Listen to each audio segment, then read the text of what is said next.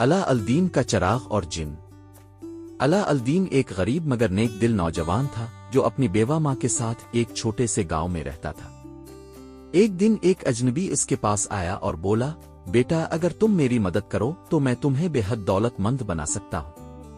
یہ سن کر علاء الدین حیران ہوا، مگر اجنبی نے کہا کہ وہ دراصل اس کا چچا ہے اور اسے ایک خزانے تک لے جا سکتا ہے۔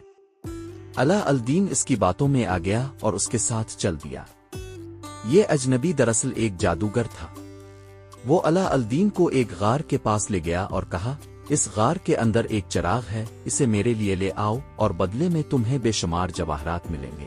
علاء الدین غار میں داخل ہوا اور چراغ اٹھا لیا، مگر جب وہ واپس آنے لگا تو جادوگر نے اسے دھوکہ دینا چاہا اور غار کا دروازہ بند کر دیا۔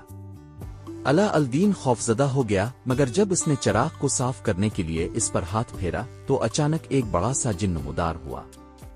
جن نے گرجدار آواز میں کہا، اے میرے مالک حکم کرو، میں تمہاری خدمت کے لیے حاضر ہوں۔ علاء الدین حیران رہ گیا، مگر فوراً سمجھ گیا کہ یہ چراغ جادوئی ہے۔ اس نے جن کو حکم دیا کہ وہ اسے اس کی ماں کے پاس واپس لے جائے۔ جن نے پلک جھپکنے میں ہی اسے گھر پہنچا دیا۔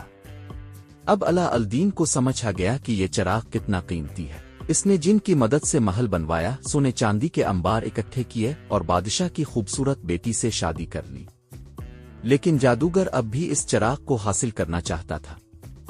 جادوگر نے چالاکی سے علاء الدین کی بیوی کو دھوکہ دیا اور چراغ حاصل کر لیا۔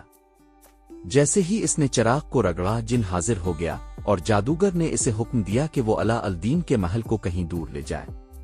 مگر علاء الدین ہار ماننے والا نہیں تھا۔